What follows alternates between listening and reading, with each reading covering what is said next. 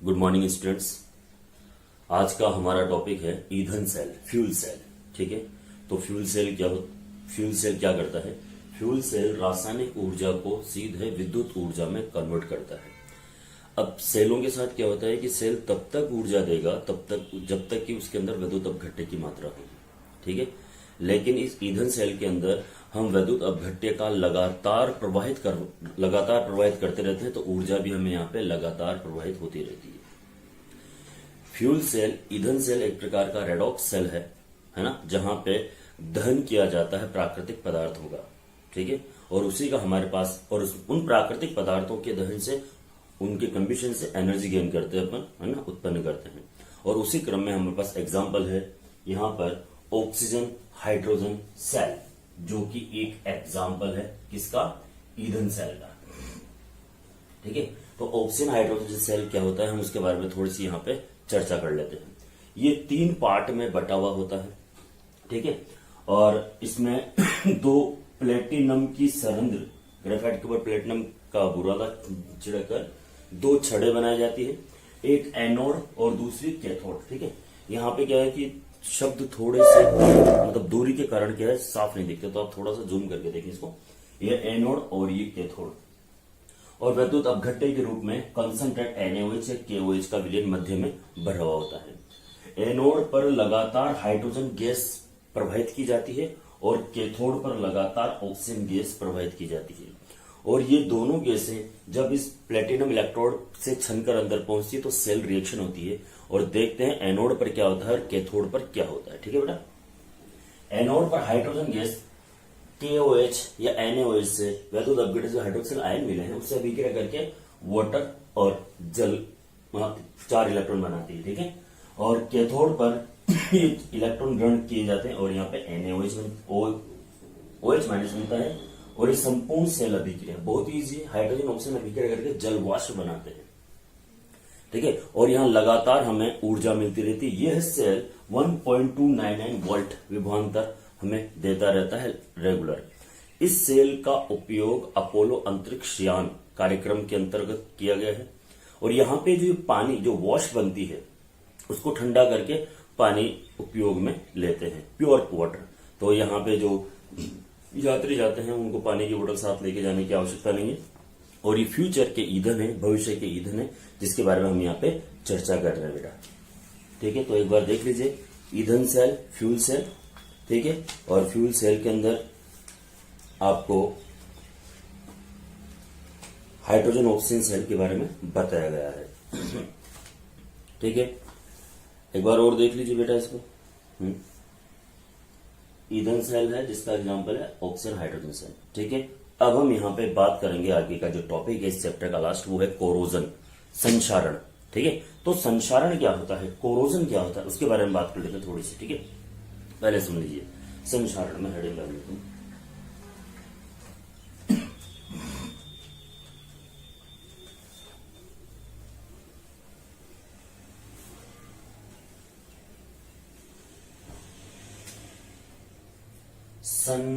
संक्षारण, कोरोजन। ठीक है, देखिए नमी और वायु की उपस्थिति में धातुएं लगातार अवनत होती रहती है, क्षरण होती रहती है।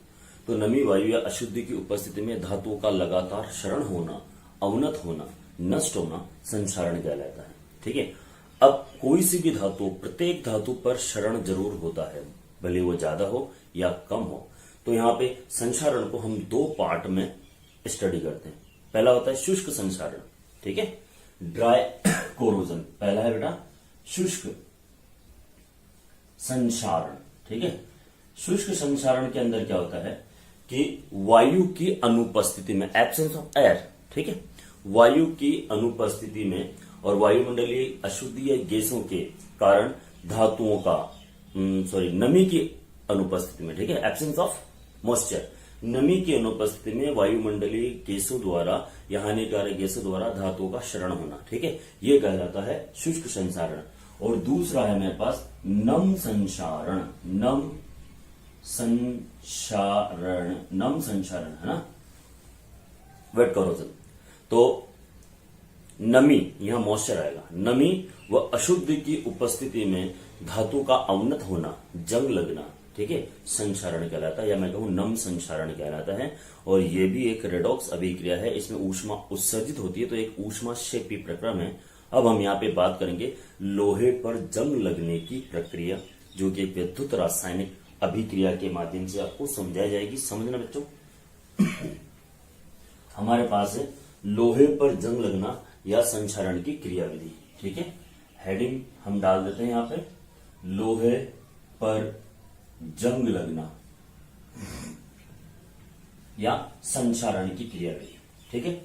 तो हम क्या करते हैं, एक पीस ऑफ आयरन लेते हैं, एक लोहे का टुकड़ा जो वातावरण में रखा हुआ है, ठीक है, उसका उपयोग करते हैं और वातावरण की नमी और अशुद्धि CO2 की उपस्थिति में यहां पर जंग लगता है, ये नमी और प्लस CO2।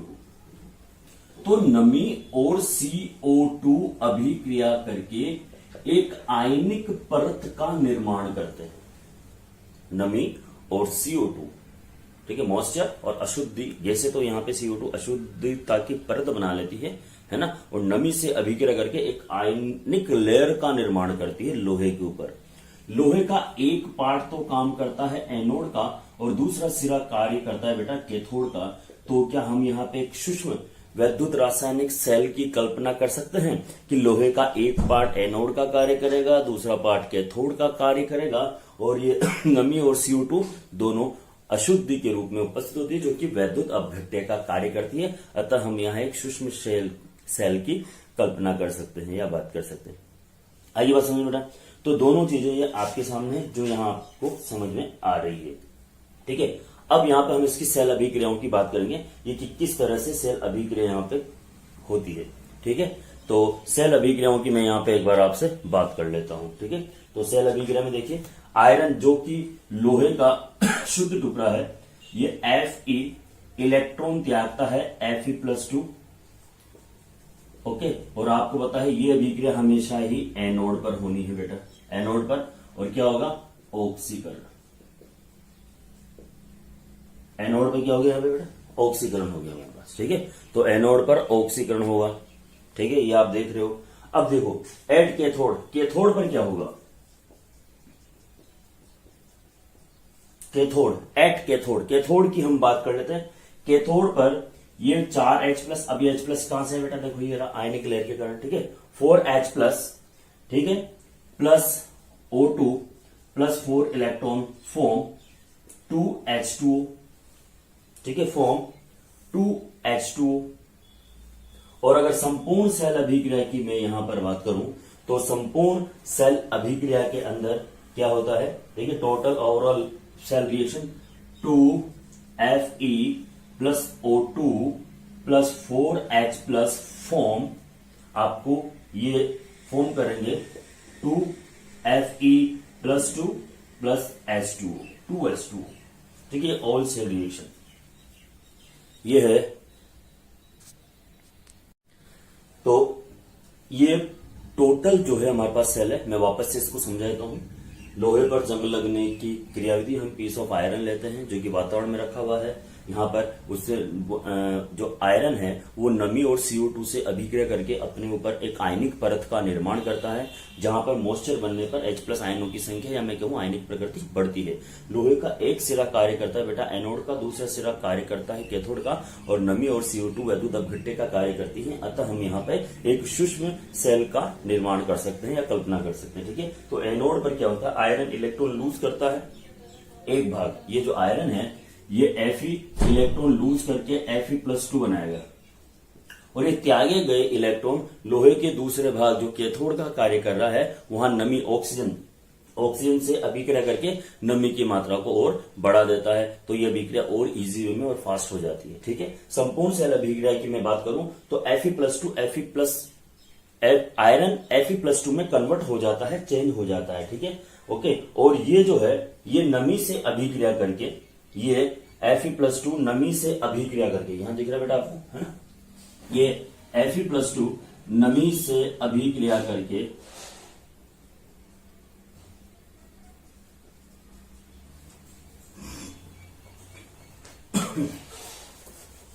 Fe+2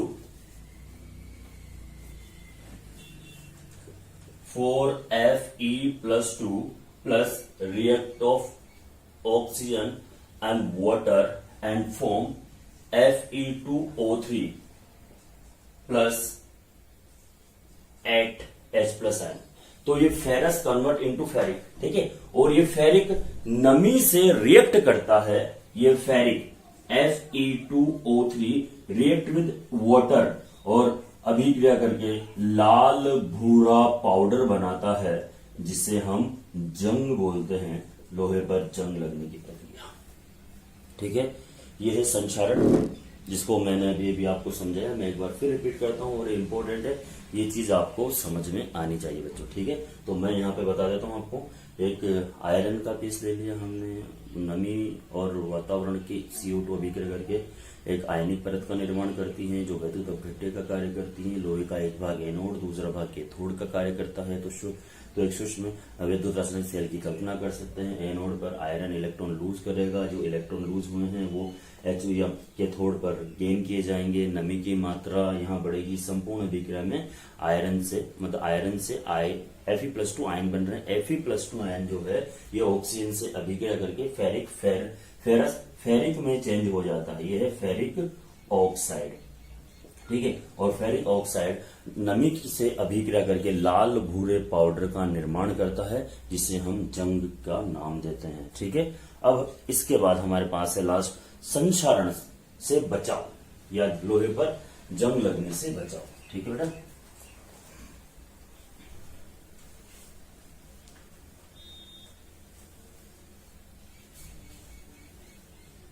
संक्षारण, लोहे पर जंग लगने से बचाना, ठीक है।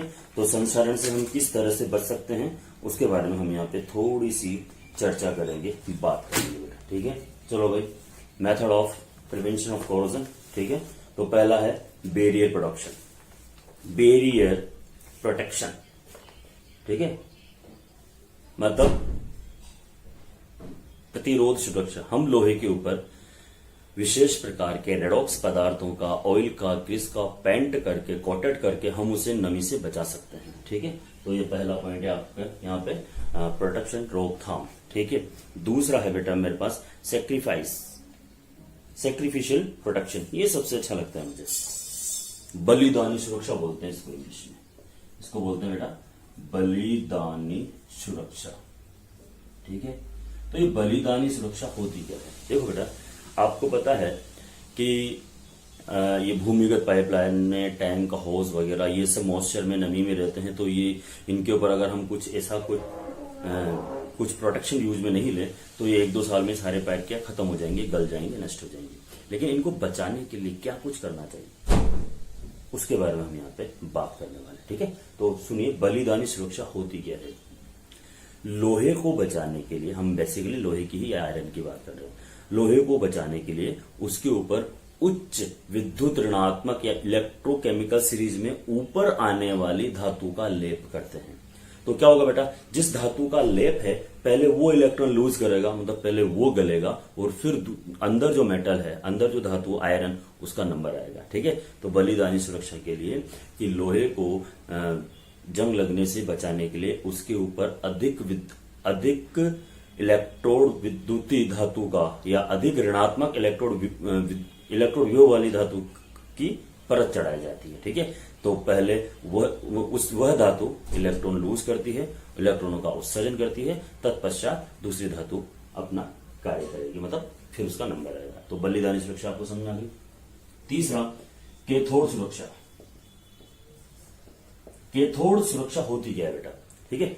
देखो, कैथोड सुरक्षा का उपयोग जो पानी के जहाज होते हैं ना, उनको संक्षारण से या जंग लगने से बचाने के लिए किया जाता है। अब आप सोचिए, लोहे का जहाज, वो भी सॉल्टी वाटर में, समुद्र के अंदर पानी क्या लवणीय होता है, तो वहां तो आयनिक प्रकृति ज्यादा होगी, तो अभिक्रिया और तेज हो जाएगी और जहाज विद इन 2-5 साल में खत्म हो जाएगा। बट ऐसा नहीं होता है। तो अब इसमें बलिदानी सुरक्षा में हम क्या करते हैं, ठीक है। जो पानी का जहाज है आपका, ठीक है, उस पानी के जहाज में एक एंकर होता है इस तरह का, ठीक है।